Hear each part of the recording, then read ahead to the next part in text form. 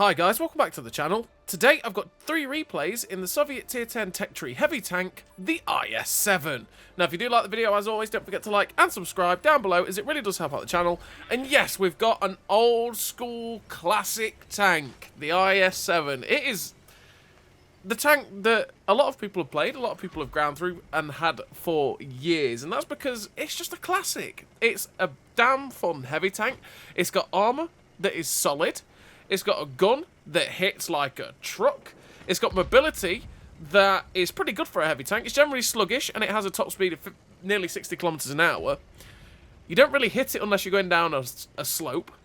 But when you do hit it and you do ram, oh yeah, it hits. Generally, it's just a lot of fun to play.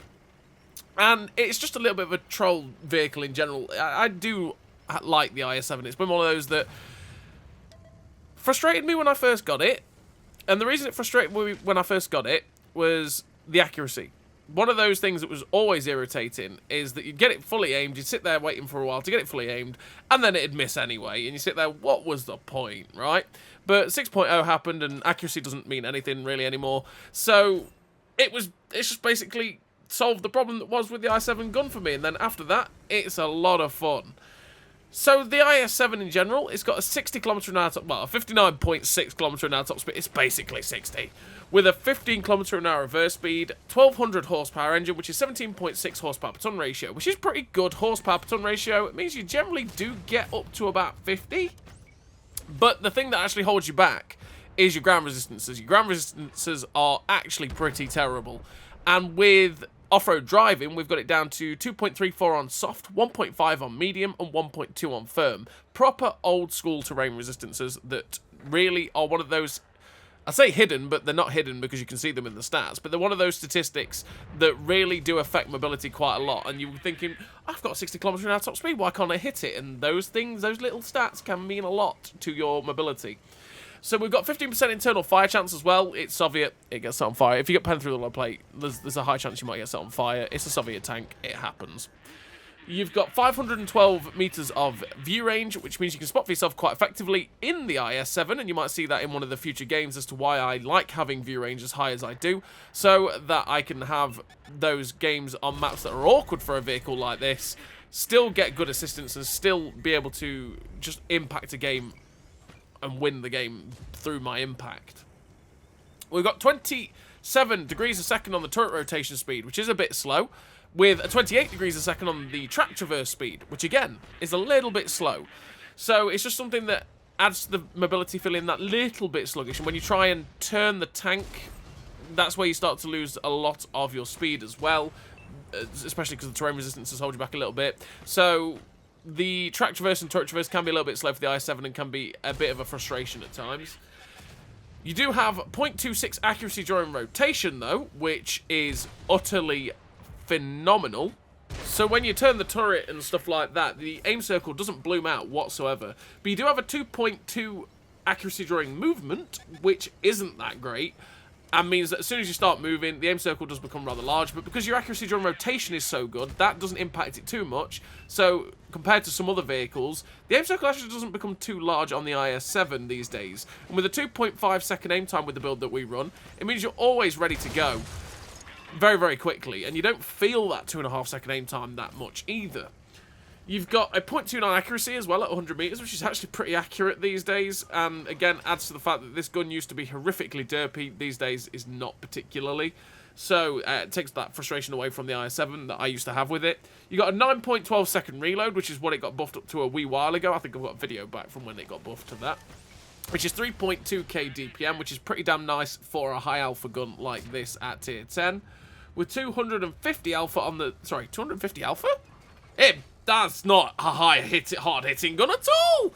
No, I meant 250 penetration on the standard AP round, with 303 penetration on the premium APCR round, 68mm of penetration on the HE round. With 900 meters a second shell velocity on that standard AP, it is below average, so you do have to give a bit of lead at distance to be able to hit your targets. And with 1,125 meters a second shell velocity on the APCR, that is actually pretty damn nice shell velocity. You don't have to give too much. Well, you still have to give a fair bit of lead, but not as much as you do with the AP rounds, and you will feel a mega difference between switching between the two rounds.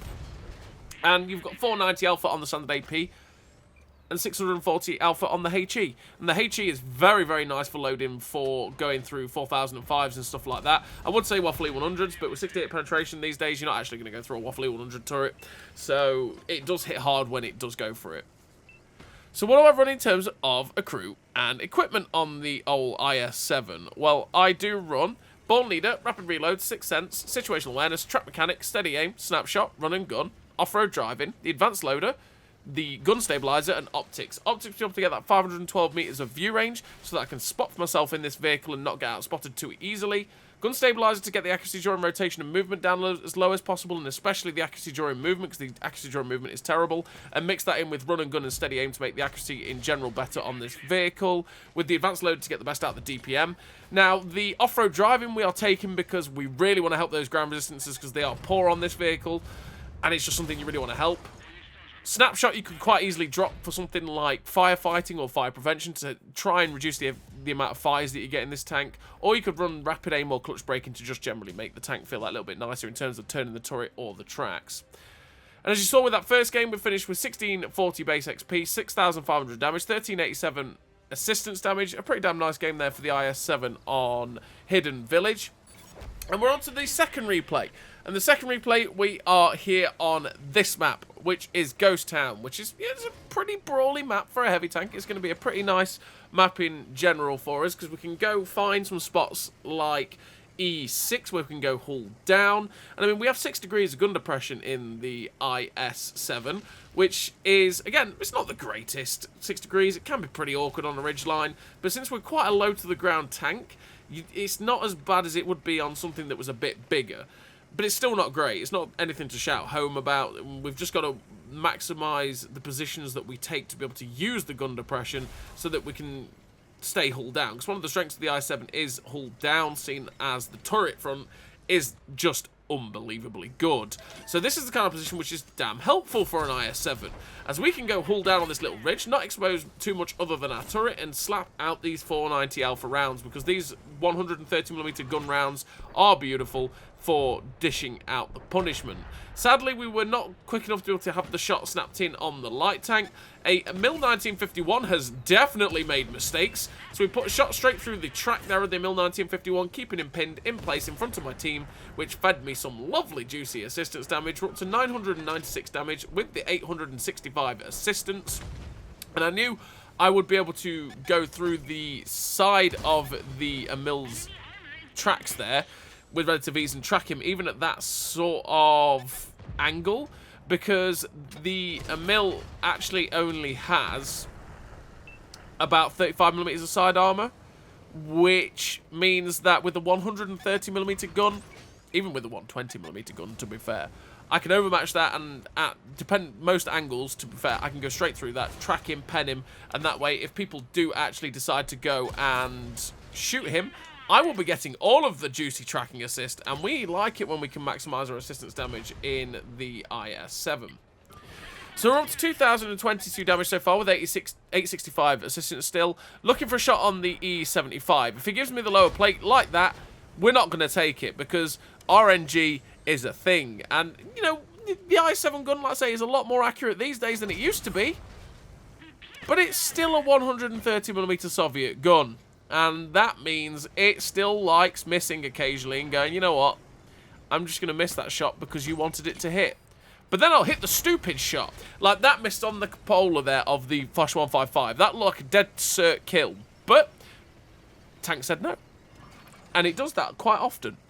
But it used to be way worse for that. And that's what I'm saying. It used to be way, way worse. And that was the frustration, because you would spend time aiming. The accuracy during rotation and movement used to be way worse. You used to not be able to get it as good as you can now because of the crew skills added in 6.0 that help you make those way, way better that you didn't have before. And that meant the aim circle was bigger, which meant that you suffered the longer aim time. And also the aim time was, I think, buffed at some point as well. So it just added to the fact that it took forever to aim the gun in, and then because you had a derpy gun, you missed anyway, which was always just pain. So we're looking for the shot into the AMX 1390. Put a shot through the upper plate, just keeping our eye on the right hand side, but the Grill 15's actually run away, which will take, because I was really hoping he wouldn't just drive around the corner and blap us for 750. Waiting for the ball sig to, well, the Iron Rain to drive in, and oh, there's the derpy gun handling yet again. Like I say, the gun is still derpy. It is a Soviet 130mm gun, but most of the time it will hit the shots. It's just that the tank does love a good miss at times. You sit there going, but why? Why, tank? So we put an RBRT shot into the Grill 15 there, finishing off that German Tier 10 tank destroyer. We're still kind of hull down for the Iron Rain, waiting on the reload. There we go, 537 straight through the side of that tank destroyer. Oh, we see our opportunity. Yes, jump. Oh, we didn't stay on top of the FV215B, so sad times. My brain is starting to think, okay, there is an Iron Rain looking at us, so we've got to be very, very careful. We get as close to the building as possible to try and restrict the shots that guy actually has at us. But, well, he still had the shots anyway. Now the FV215B is gone, we are going to go pressure this Iron Rain because, well, the Iron Rain's going to be reloading at this point. We know that for a fact because he's just dumped 3 rounds. But we have a damaged engine, which means that we're not going to be going at full capacity, full tilt speed. And getting there is going to be a little bit painful because of that. So we're loading the HE round for 640 Alpha because I know that with him having 563 HP, I should be able to kill him in one shot with the HE. But he's making it awkward. He's getting away, and our damaged engine is slowing us right down. Looking for the shot. 6 degrees of gun depression being awkward. Thankfully, we just get the gun down in the nick of time to be able to secure that kill. Finishing off that Iron Rain and getting our second kill of the game for 6.5k damage, 865 assistance. And there's 2 vehicles left on the enemy team who are... well, they were both spotted down the 1-2 line, so as soon as the repair kit came back, we were straight in, repair the engine, get us up to that top speed. And this is where you're seeing with this vehicle that even when we're on flat, we're going between about 40 to 50, and that's what you'll get in the IS-7, and then as soon as you start turning left and right, that's where you do end up losing that speed that you can gain. But if you go down any sort of hill, that's where you really start to gain the top speed. That's where the ramming capability of the IS-7 comes into play, because when you start to go down a hill towards an enemy vehicle and they're below you and you can get up above that 60 kilometer or up to that 60 kilometer an hour top speed, oh yeah, they're gonna feel it. So we go for the RBRT on the move into the Grill 15. Sadly, we didn't hit it, but the MBTB behind us did. The Kampfpanzer 50T, though, is in an awkward spot, and that is he is downhill of me. So we put a shot into the tracks, bounce, but ramming speed. Good night, Mr. Kampfpanzer 50T. Get out of my game, Campy Panzer. Finish the game with the style point kill with the victory. 3 kills, 6.8k damage, 865 assistance with the first class Confederate, the high caliber, and the 1547 base XP. Pretty damn nice game there for the IS-7 on Ghost Town. Showed the good and the bad again of the tank, really, there, where the armor is quite nice if you work it properly by side scraping, going hull down. The gun slaps, and it's really great for brawling. The gun can be derpy, though, when you sit there going, that should have hit, gun, really. Could you just hit the shot? And then you can just go and ram things, too, when the opportunity presents itself. So we're on to the third and final replay of this video, and we are on Prokhorovka, and this is why. This is the kind of map like Mali, like Murovanka, like Westfield, like Live Oaks, well, maybe not Live Oaks quite as much, but you get the point, that we like having view range. Because one of the things that often gets said is, you don't need to take optics, you don't need to take situational awareness, because you're in a heavy tank, you're going to be on the front line, you're going to be brawling, you don't need to spot for yourself. A map like this, if you don't have view range, you're just going to get screwed over. Because every time you poke on a ridgeline like this, you're going to get spotted, and you are never going to spot them. And especially when there's stealthy TDs, which there's usually those knocking around, right? If you don't have the view range, and they have good camo, they might be able to fire at you and still never get spotted, which can be super duper frustrating. At least when you're maximising the view range, you can spot them, like that charioteer at the back, which has fantastic camo. You can at least have the chance to be able to spot them, get assistance damage for spotting them, and get rid of them, and they're not going to constantly outspot you and fire. Now, there is tanks that are naturally going to still be able to outspot you. I mean, the Turan, naturally, is probably still going to outspot us, and is still probably going to be able to fire at us without us truly seeing them, because the camo on that thing is stupid. Same as a 268 version 5, if it's spec'd out for camo, and it's sitting behind some foliage, might still outspot us.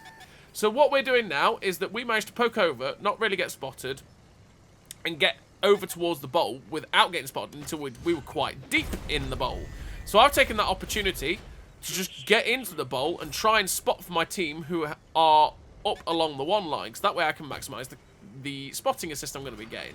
So we spotted the charioteer, we finished him off, and we actually got slapped by a heat round from the 268 version 5 a second ago as well, which made me think, yeah, the 268 version 5 is definitely over there. He managed to fire at us without getting spotted as well. And oh my lord, we tracked the 268 version 5 and he had his lid popped by a bear. That poor man. I'll take it. Thank you, Mr. Bear. That's very kind of you, but that was a bit mean. A little bit mean.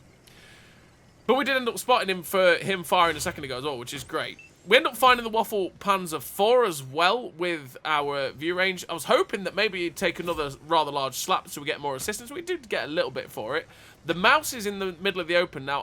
I know I can possibly get after that guy, but with the E5 here, I just can't go yet. We just got to keep poking, baiting with our turret to hope that they shoot at us, because the moment they fire, that is where they're going to get they're going to get spotted, sorry. And then we will get our assistance. The E5 has clearly had enough of our shenanigans. Poked up on top of the ridgeline, gives us a free shot into his side. And Mr. Bayer says good night to your Amarok again. That Bayer is having the game of the century. 2 Amaroks in one game. He needs to calm down, alright? I know his tank is bonkers OP, but come on, Mr. Bayer. Calm your stuff. So we're up to 2.7k damage with 3.4k assistance damage so far. We're having a damn nice game.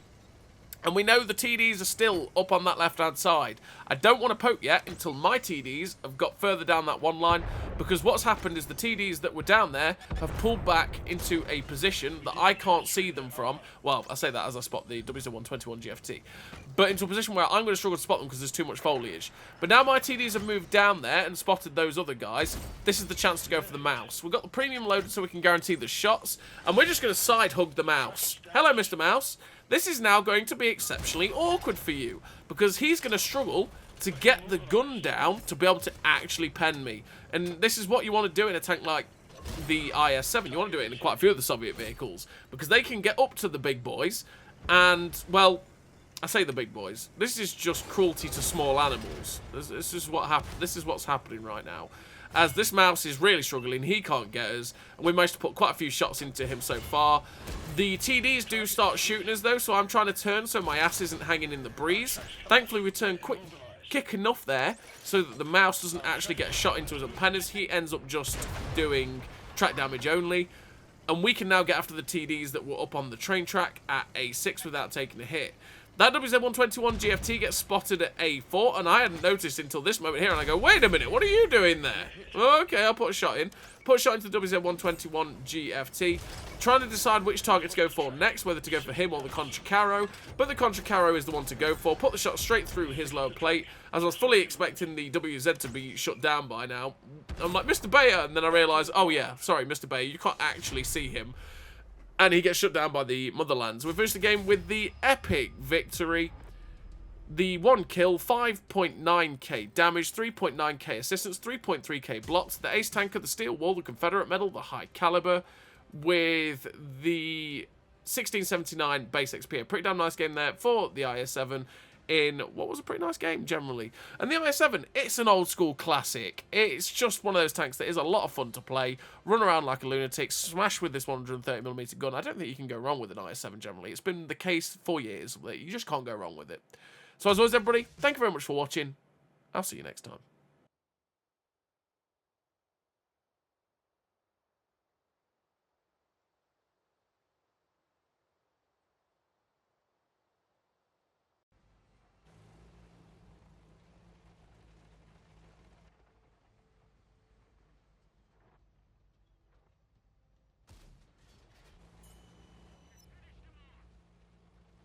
A great success.